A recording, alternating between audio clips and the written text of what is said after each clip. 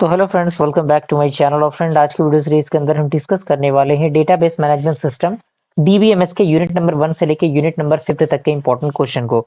अगर आपने अभी तक चैनल को सब्सक्राइब नहीं किया तो जल्द से चैनल को सब्सक्राइब कीजिए, बेल आइकन को प्रेस कीजिए, ताकि साथ ही साथ अगर आपने अभी तक प्लेलिस्ट को एक्सेस नहीं किया है आपके अलग अलग सब्जेक्ट के रिगार्डिंग, तो उन सारे प्लेलिस्ट को एक्सेस कीजिए। प्लेलिस्ट का लिंक आपको नीचे डिस्क्रिप्शन बॉक्स में मिल जाएगा, आप वहां से उसे चेकआउट कर सकते हैं। आइए स्टार्ट करते हैं।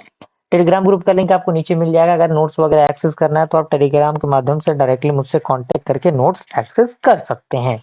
ओके, तो आइए, सबसे पहला जो यूनिट नंबर 1 है, चूंकि मैं सबसे पहले क्लियर कर देना चाहता हूँ कि डीबीएमएस एक बहुत ज्यादा वेटेज रखने वाला सब्जेक्ट है और इसका जो कंटेंट है वो काफी ज्यादा बड़ा है। ओके, तो उन सारे बड़े कंटेंट में से छोटी छोटी चीजें जो कि बहुत कह सकते हैं कि स्टडी के साथ उसको निकाला गया है, जो कि आपके एग्जामिनेशन पॉइंट ऑफ व्यू से काफी इंपॉर्टेंट है।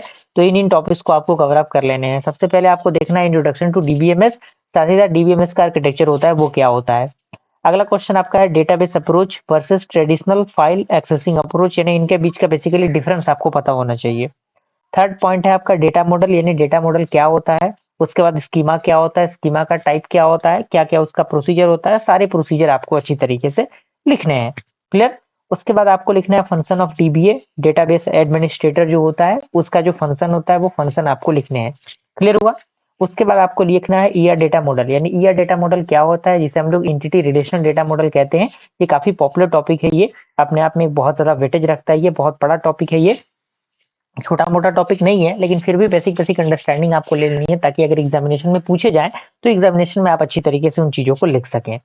उसके बाद आपका जो लास्ट जो कह सकते हैं टॉपिक्स हैं यूनिट नंबर 1 से, वो है आपका object oriented data model, network data model and relational data model. इन तीनों डेटा मॉडल के बीच का पूरा प्रोसीजर आपको पता होना चाहिए। साथ ही साथ इन तीनों डेटा मॉडल के बीच का डिफरेंस आपको पता होना चाहिए। ये आपका क्या था, यूनिट नंबर 1 का पूरा प्रोसेस था। सेकेंड यूनिट है जिसमें सबसे पहला आपका जो टॉपिक आता है वो आता है आपका टपल्स, यानी टपल्स क्या होते हैं, क्या उसके प्रोसेस होते हैं, टाइप्स क्या होते हैं, कीज क्या होते हैं, कौन कौन से कीज होते हैं, कहाँ कहाँ यूज होते हैं, क्या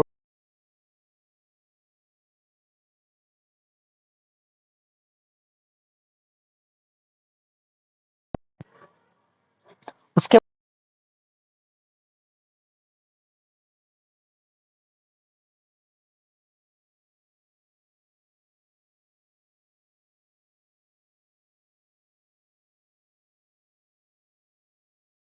देगा।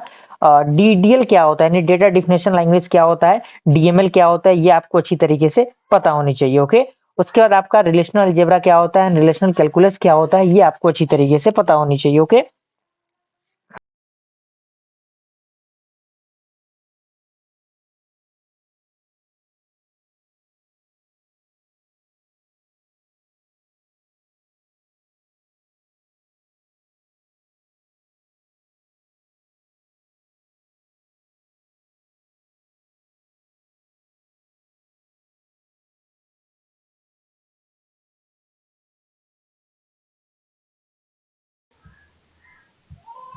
तो इसमें सबसे पहला टॉपिक आपका आता है सीरियलाइजेबिलिटी टेस्टिंग, यानी किस तरीके से सीरियलाइजेशन वाली जो टेस्टिंग होती है वो हम परफॉर्म करते हैं, क्या उनका प्रोसेस होता है। उसके बाद आपको देख लेना है इस यूनिट के अंदर डेडलॉक क्या होता है, चेक पॉइंट्स क्या होते हैं। उसके बाद आपको देखना है वैलिडेशन बेस्ड प्रोटोकॉल क्या होता है, किस तरीके से वैलिडेशन बेस्ड प्रोटोकॉल जो है वो यूज होता है। Protocol basically set of instruction, set of rules होते हैं। उसके बाद आपको देखना है डिस्ट्रीब्यूटेड डेटाबेस क्या होते हैं, किस तरीके से डिस्ट्रीब्यूटेड डेटाबेस यूज होते हैं। डेटा माइनिंग क्या होता है, डेटा वार हाउसिंग क्या होता है। और आगे आप जाएंगे सेमेस्टर्स में तो आपको ये जो सब्जेक्ट हैं वो बड़े सब्जेक्ट मिल जाएंगे डेटा माइनिंग वार हाउसिंग के रूप में।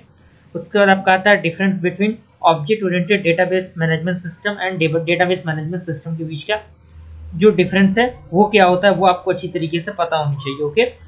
उसके बाद जो आपका अगला आपका आता है डिस्ट्रीब्यूटेड डेटाबेस आता है, यानी किस तरीके से डिस्ट्रीब्यूटेड डेटाबेस यूज होता है, क्या उसका प्रोसीजर होता है, वो आपको अच्छी तरीके से पता होनी चाहिए।